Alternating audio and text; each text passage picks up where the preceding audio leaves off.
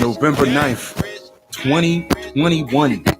Halfcast 181, episode 181. Let's go.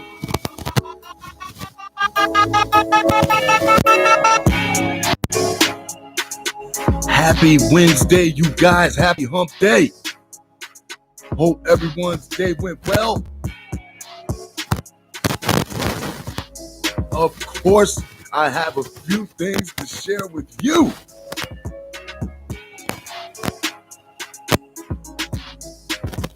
An evening of reflection.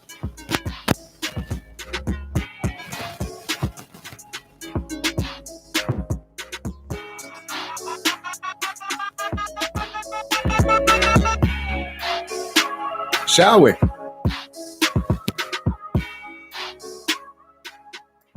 Minneapolis police allegedly told man who called 911 about shooting to ask for more funding.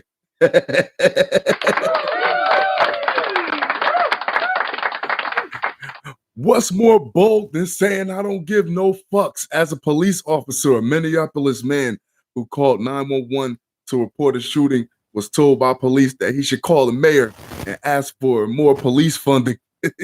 The man, Mike Rhodes, said he heard two men firing guns near 3 p.m. local time on May 12th outside of his North Minneapolis house. He dropped to the floor and urged his 15-year-old son upstairs to do the same. Rhodes then called 911. The gunman had left by the time the police arrived. When the two gunmen returned, walking through his neighborhood near 7 p.m., they know the police not coming, man. They know the police not coming. Rhodes called the police again. The police never showed up. To know that there is no police presence, this is what happens. Rhodes then called 911. The gunman had left by the time the police arrived. But when the two gunmen returned, walking through his neighborhood near 7 p.m., Rhodes called the police again. The police never showed up. Not even a ride through. Not even a ride through and toot the horn. The men then entered Rhodes' yard and began searching the lawn as if looking for bullet casings. They were so confident that the police were not going to come, that there's no fear of police presence, that they actually went and combed through the crime scene to retrieve their own evidence. So Rhodes called 911 three times. About 15 minutes apart, the 911 dispatcher told them there weren't enough police to respond. Minnesota reformer reported, damn.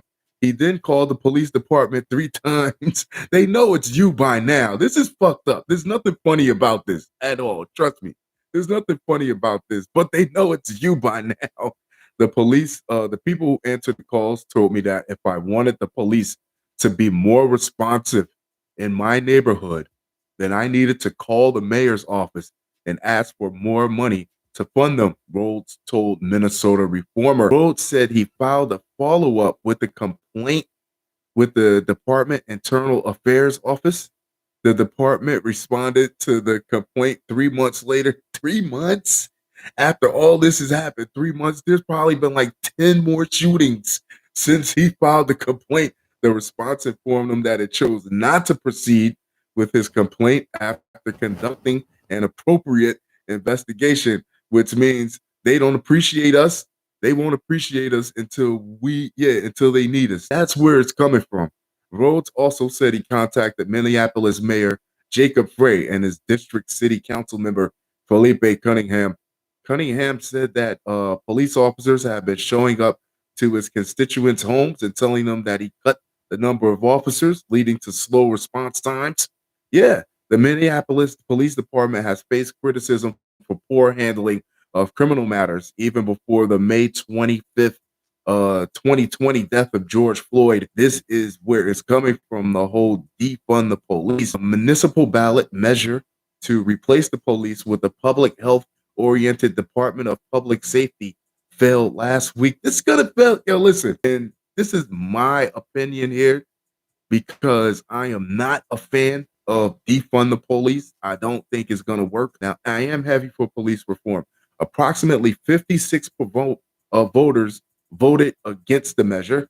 A municipal ballot measure to replace the police with a public health-oriented Department of Public Safety failed last week. I'm telling you, listen, the difference between the cops, police, the difference between having actual trained police officers and having a public health oriented Department of Public Safety is when these guys are in your neighborhood shooting bullets, public health oriented, they're not going to show up ready to return fire or ready to take a bullet for to protect whoever lives in that house. It was like, yo, call your mayor and tell them to send some more money our way. We don't have enough units. Next up, Waitresses 1 cent paycheck sparks viral debate over U.S. tipping culture. Tipping is not the problem, because if I got to show up to Wells Fargo and cash a 1 cent paycheck, and that teller asks me, how do you want your pennies?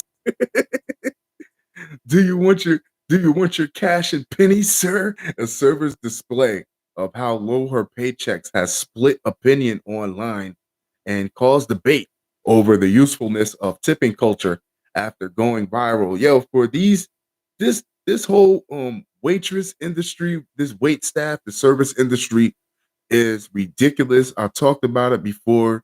Is that it was a state where the owners and the management were dipping into the tips because they said that as long as what they get paid hourly and what they get paid by tips add up to like 750 a fucking hour, like, yeah, it doesn't, yeah, then it's legal to have people work for such a low wage. So for somebody to get a 1 cent paycheck and not bust their boss over the head, I mean, Nashville server Liney took the TikTok to show her last 3 paychecks she received over the previous 6 weeks. Each one was notably low, with one just paying 1 cent and the others containing nothing at all. So what the fuck am I working for? Most states across the US use a tip credit system, which requires restaurants to top up their wage to reach the hourly minimum if their tips don't reach it. But in Tennessee, where Liney works, employers follow the federal minimum wage which is $7.25.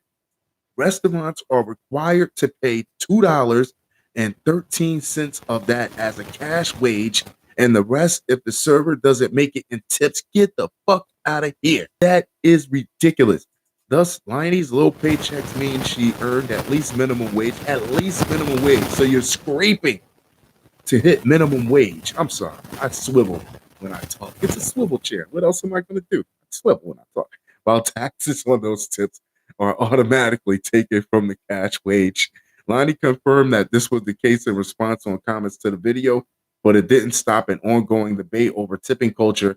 And the comments, an overwhelming influx of comments disagreed with the entire premise of tipping culture. I always tip, but restaurants need to pay you guys. That's it. That's it right there. Tipping culture is trash. Blame these corporations for not paying you. Said the guy who is not going to tip anyway because it's not his fault. Right? That's what it sounds like. A tip shouldn't be to make up your wage. A tip should be to, okay, well, that's good service. Thank you. A tip. When did employers try to get slick? And instead of a tip is supposed to be a reward for your service. A tip is not supposed to be figured into your base salary, your base pay. And yeah, when did it get like that? Next, New York State moves to close 6 prisons, citing 31-year low in inmate population. Yes, the recession-proof business of prisons is finally taking a hit. 0.7% of the United States is currently in a federal or state prison or local jail. If this number seems unworthy of the term mass incarceration, consider that 0.7% is just shy of 1% or 1 out of 100. And a little more context shows that this fraction is actually incredibly high. This is from Pete Wagner, and the page is Prison Policy Initiative. 6 prisons across the state will close next year. Governor Kathy Hochul announced Monday, citing a declining prison population and savings to taxpayers. The closures slated for March 10th include Downstate Correctional Facility in Dutchess County, the closest state facility to the city in the current list. They're changing the laws, like a lot of bullshit laws that people shouldn't have did so much time for anyway. The statewide prison population as of Monday was 31,469, a drop of more than 41,304, or 56.7%, since a high of 72,773 in 1999. Damn, it was a good year. Be in jail right now. It's still in jail. Somebody like, yeah, it's a good year.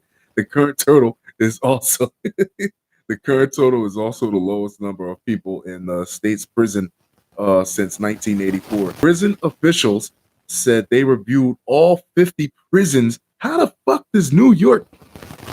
What state needs 50 prisons? Okay, a state that has New York City, right? Okay, fair enough. Nearly all of them have more staffers than prisoners and are operating well under capacity. Closures will save the state an estimated $142 million annually, prison officials said. An additional 18 state prison facilities have closed since 2011. What's up with all these fucking prisons? Yo, when I say prisons was privately owned, this is like a franchise owning. How do you have so many prisons? And then when you build these prisons, what do you have to do in order to make money? You got to fill them up. The closures were approved as part of the state budget in April. Hochul and the State Department of Corrections and Community Supervision then decided which facilities to shut down. Speaking of prisons, no courtesy flush. Blame for jailhouse beatdown. Put some water on that shit. A 33-year-old Florida inmate told police he battered his cellmate for passing gas and failing to flush their shared toilet. Even in jail, there's still some type of etiquette. Once while sitting on it, again after defecating, that practice is called a courtesy flush, according to Urban Dictionary, and it's meant to reduce the aroma. Aroma is a very poetic word for it. The Smoking Gun reports that authorities in Key West, Florida, charged Christopher Callen beat up Amado Dominguez Quevedo inside the Monroe County Detention Center Thursday because the 57-year-old victim failed to extend to him the aforementioned courtesy. According to investigators, Callen also complained Dominguez Quevedo farts too much, stinking up the city. Dominguez Quevedo argued that he was cleaning urine off the toilet left there by Callen when his cellmate attacked him. Wow. Authorities report the victim. You're fighting with your bunkie. That is, yeah. Authorities report the victim's face was bruised and battered, and that he suffered a broken rib and missing teeth. The two men were alone in the cell. Jeez. Callen, a convicted sex offender who failed to register with Florida officials, has reportedly been incarcerated since September. Dominguez Quevedo has been in custody since February on aggravated battery and indecent exposure charges. It makes sense now. Yeah, he'll expose himself in public. He'll drop a deuce in your toilet and just get up and won't flush it, like he just dropped the mic and just walked off. Next up, man decapitated mom after claiming the Holy Spirit said she was the devil. An Ohio man was arrested after he decapitated his mother for telling him to get off the couch and get a goddamn job. No. An Ohio man was arrested after he decapitated his mother and set her body on fire. Lionel Gore, 34, is now facing murder charges against his mother. Don't forget the flush, Diana Gore. According to arrest records from the Washington County Sheriff's Office, Gore has been arrested more than 25 times for domestic violence, theft, assault, among other charges. Now, your mother loves you enough to still let you sleep in her home after you've done all this and probably embarrassed her in the community and all types of shit like that, and you still that's how you repay her. On Friday evening, police received a 911 call about a fire at Diane's home in New Matamoros, Ohio. According to the affidavit, when authorities arrived, Diane's sister approached them and said Gore ran out of the burning house covered in blood and told her to get out of the way or I'll kill you next. What? She said Gore fled the scene in a vehicle and that she was unable to get into the house to rescue Diane because of the fire. Whoa, officers also interviewed Diane's 6-year-old grandson who witnessed the murder. That's fucked up. The boy said he watched Gore, his uncle, sawing her neck with a knife, fucked them up. Before switching it out for a larger one, he also told the police he watched Gore, said that this is a very ironic name to have the name Gore while doing something like this. He watched Gore set the house on fire, but was able to call out for safety. Good for you, kiddo. After the flames were extinguished, police located a body in the master bedroom. During this time, the Wetzel County Sheriff's Office became involved in a car chase with Gore. During the pursuit, Gore hit 2 deputy vehicles. He was eventually, because when you have that many crimes, you're not very good at getting away. He was eventually taken into custody and brought to a local hospital to be treated for his injuries. Guess what? You're going to jail, buddy. Don't forget the flush. Fun show. Fun show. Fun show. That being said, I'm going to wrap this one up, but I will talk to you guys very, very soon. Adios.